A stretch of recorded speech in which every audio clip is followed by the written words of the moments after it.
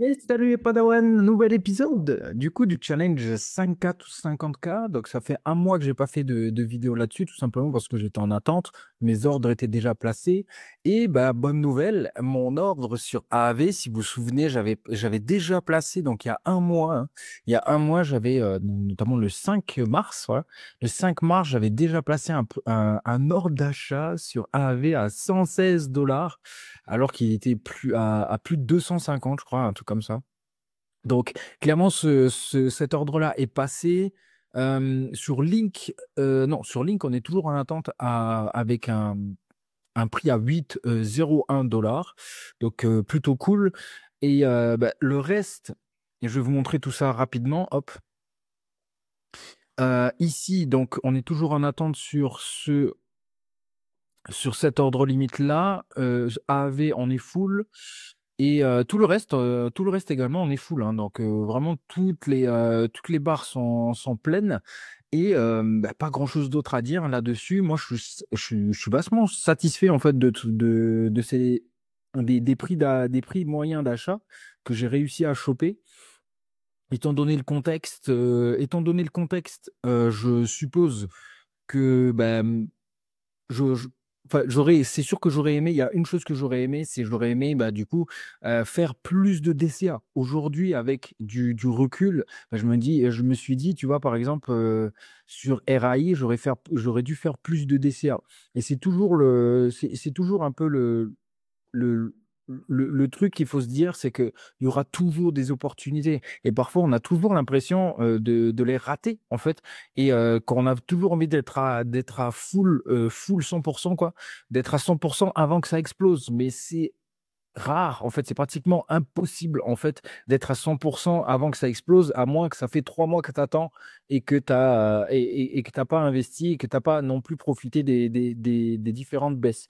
Donc, clairement, là, ouais, j'aurais dû faire beaucoup plus, beaucoup plus de fractions. Je sais pas si vous vous souvenez à l'épisode 1, d'ailleurs, je voulais mettre 3 également ici. Je dis non, je vais quand même faire 5. Et bah, du coup, j'ai eu raison. Mais là, j'aurais pu faire 8, même 10. Pareil pour là, j'aurais pu faire 8 et là, 5 pas gants. Donc clairement, j'aurais eu beaucoup plus de liquidité pour profiter des prix bas. Donc voilà. Ça, petite note que je me mets sur mon Notion pour me dire, bah voilà, les DCA en soi, c'est pas une mauvaise chose en fait d'en avoir plusieurs. Voilà. Et en fait, d'en avoir plusieurs, d'en avoir vraiment plein, quoi. D'en avoir minimum 10 même dans un contexte de marché haussier. On n'a pas, on n'a aucune. C'est une bonne chose, quoi. En fait, c'est une bonne chose. OK? Donc voilà, tous les moyens d'achat sont là. Je ne toucherai pas Link. Je pense que vraiment il peut aller largement aux 8 $. On va voir dans cet épisode aussi, je vais faire une revue de marché pour vous donner en fait un point de marché parce qu'il y a énormément. Bah, c'est vrai que sur le marché en ce moment, bah, il y a énormément de choses qui font que le marché baisse, mais selon moi, encore une fois, ce n'est qu'une opportunité d'achat. C'est tout. Ce n'est qu'une opportunité d'achat. Le reste, euh, bref, je vais pas m'avancer là-dessus, mais retenez bien ça. Je suis l'un des seuls à le dire sur le marché crypto. C'est juste une opportunité d'achat et les jours, cette année, je pense que vraiment on peut retourner voir les ATH sur Ethereum et sur Bitcoin. Le reste, on verra. Mais notamment Link et AAV aussi, je pense très fort. Le reste, on verra comment ça se passe. Et d'ailleurs, on va parler également de stratégie de vente. Donc, stratégie de vente. Alors, vous allez me dire, mais c'est pas maintenant. Enfin, ça baisse. C'est pas maintenant qu'il faut y penser. Bah, si, justement, quand on a fini en fait ces PRU. Donc, quand on a fini ces moyennes d'achat, qu'il faut y penser et qu'il faut se dire, ok, maintenant à partir de là, qu'est-ce que j'en attends? Qu'est-ce qui est jaune et qui attend? Non, bref, ça m'avait pensé à ça. Mais du coup, allons voir déjà le marché. Donc la première chose, moi, ce que je regarde, donc attends, hop. Voilà. Ce que je regarde, moi, c'est les long-term holder supply, donc sur Bitcoin Magazine Pro. Et là, on voit que depuis le 11 mars, il commence à réaccumuler. Donc, on a passé à de 14 millions de personnes qui sont sur du long terme à 14 600 000. Donc, il y a 600 000 personnes qui sont re-rentrées sur le marché. Ça, c'est une bonne chose. Contrairement, du coup, où ils sont. Voilà. Contrairement au short term. Donc, short term, c'est c'est des traders, ceux qui investissent et qui n'ont pas forcément en fait les les bonnes habitudes. Bah, pareil, depuis le 11 mars, eux, ils vendent. Donc, ils vendent et ils font l'inverse de ce que font les long-term holders. Et clairement, bah, je vais à l'inverse de eux et je vais dans le sens des long termes. Donc, clairement, c'est une bonne chose. Pour le MVRVZ score que j'aime bien et que simplement il est simple à lire en fait, on est effectivement dans une tendance baissière à court terme et on n'a toujours pas cassé le plus bas de septembre 2024. Tant qu'on est au-dessus, selon moi, c'est une bonne chose. Donc on est plutôt résilient et là on ne parle que de Bitcoin, hein. On est plutôt résilient sur cette partie-là et on n'a toujours pas atteint les 5 points. Donc clairement, il n'y a pas il y a pas de bear market encore jusqu'à présent. Il n'y a pas de signe, en fait, de signaux de bear market et il y a aucun signaux qui dit qu'il n'y aura pas de bull run. Il y en a déjà eu, hein, enfin, les copains, hein, il y en a déjà eu. Enfin, ça a commencé en 2023, hein. Si vous posez la question, quand est-ce que c'est le bull run? C'est maintenant. C'était depuis 2000, c'est depuis 2023. Donc, c'est juste une question de timing. Où est-ce que vous étiez en 2023? Ah, moi, j'étais là. Donc, je sais que bah, du coup, là, ici, 2022, 2023, bah, il y avait tout ça quand même à prendre. Donc, si vous avez raté ça, la prochaine fois, ce marqueur-là, cet indicateur-là va vous permettre de pouvoir acheter dans les zones vertes. C'est simple. Zone verte, c'est zone historique d'achat. Zone rouge, zone historique de vente. Pour l'instant, on n'a pas atteint la zone historique de vente. Ok. Voilà. Donc ça, c'est la deuxième chose. Euh, Un truc que j'aime bien montrer, regarder surtout, c'est cette courbe-là, donc la courbe rouge là. La courbe rouge qui regroupe les USDT, USDC, DAI, donc tous les stablecoins, tous les plus gros stablecoins sur le marché pour l'instant, ben, ça flanche pas, hein, clairement, même on regarde depuis le 24 février, ça monte. Donc, qu'est-ce qu'ils font de ces investissements? Enfin, de ce cash disponible. Est-ce qu'ils le mettent sur le marché pour faire flancher le marché, donc le faire baisser? Est-ce qu'ils le mettent en attente d'investissement? Ou qu'est-ce qu'ils en font, quoi? C'est ça la question. Qu'est-ce qu'ils en font? Mais en tout cas, pour l'instant, ça stagne. Il y a pas d'entrée, il y a pas d'entrée supplémentaire depuis le 24 mars. Donc, en soi, depuis 2 semaines, quoi. Depuis 2 semaines. Donc, encore une fois, bear market, c'est ça, guys. Bear market, c'est ça. Donc, il y a vraiment une perte de liquidité et voilà, une perte de liquidité sur le marché. Et voilà, donc il y a de moins en moins de stablecoins sur le marché et c'est ça qui fait il y a moins de liquidité. Pour l'instant, les stablecoins, ils sont en croissance. Donc, il y a des gens qui ont de l'argent et qui attendent des moments précis pour investir. Plus simple que ça. Donc voilà. Voilà pour ça. Ensuite, allons parler des stratégies de vente. Donc, la stratégie de vente, donc ça, ouais, ça c'est le portefeuille du coup challenge. Donc, ça va être très simple. Je vais vous montrer ça. Je vais regarder le total 3. Hop, je vais mettre comme ça. On va regarder le total 3 et qu'est-ce qui va se passer. Déjà, la première chose que moi, personnellement, je vais faire, c'est que je vais faire un bilan. Et là, j'ai déjà mis une alerte, donc bilan sur des alt losers. Donc là, je ne parle pas que du challenge, mais de l'entièreté de mes investissements crypto. À partir du moment où il va revenir à l'ATH, je vais faire un bilan des alt losers. Donc tout ce qui n'a pas performé, ça dégage. Je reprends mon capital, mes profits s'il y en a, et ça dégage. Je réinvestis, donc j'investis sur des winners.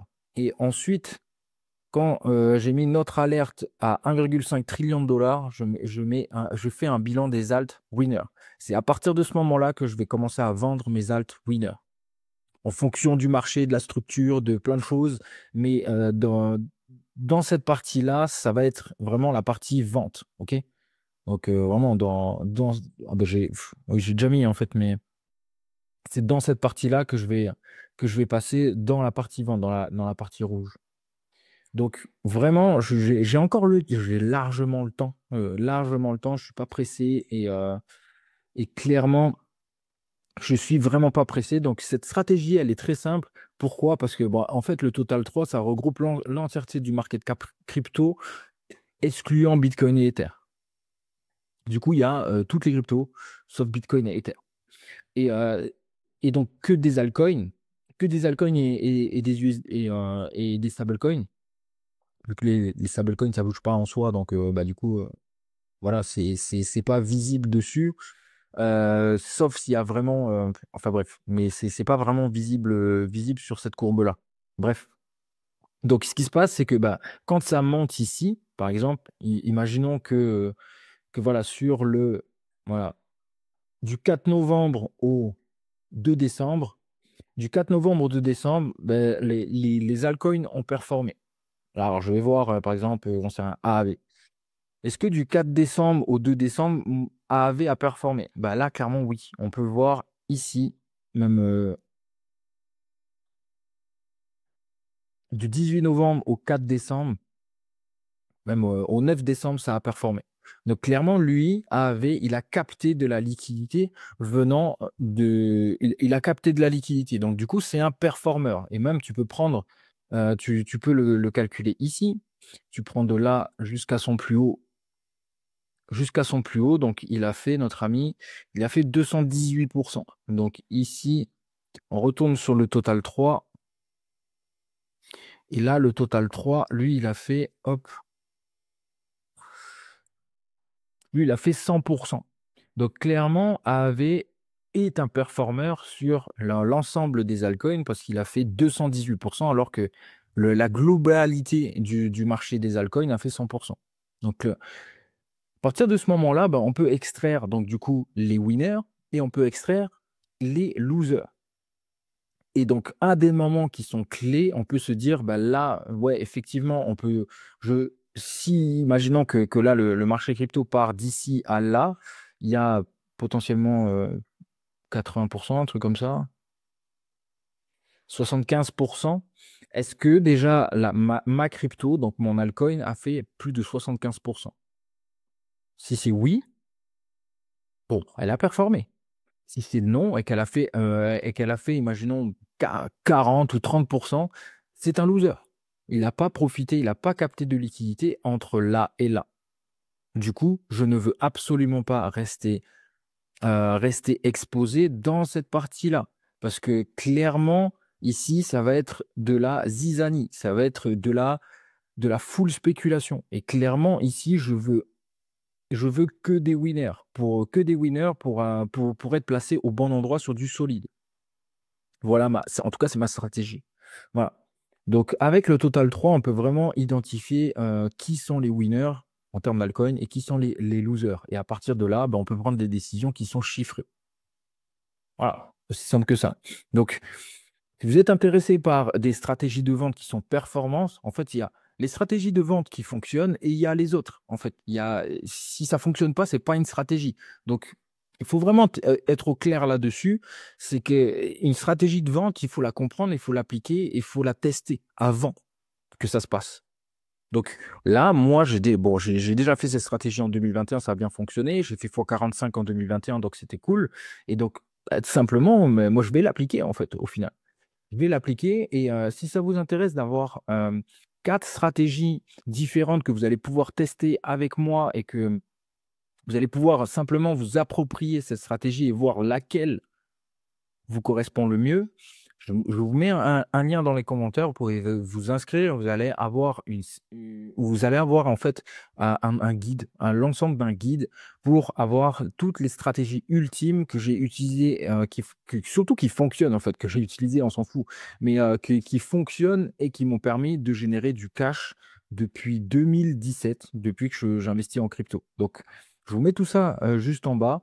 J'espère que vous avez appris des choses encore une fois et que ceux qui ont suivi le challenge, vous êtes contents d'avoir positionné vos ordres limites aussi bas sur A à V. Donc ça, c'est cool. Et moi, personnellement, j'attends juste celui de Link. Et on est passé pas loin. En soi, on est passé à... il est monté, il est descendu à 10-20. Ouais, on peut largement aller chercher assez rapidement. Donc voilà, les amis, je vous dis ciao, ciao. Et n'oubliez pas de vous abonner et de laisser un commentaire. Ciao, ciao.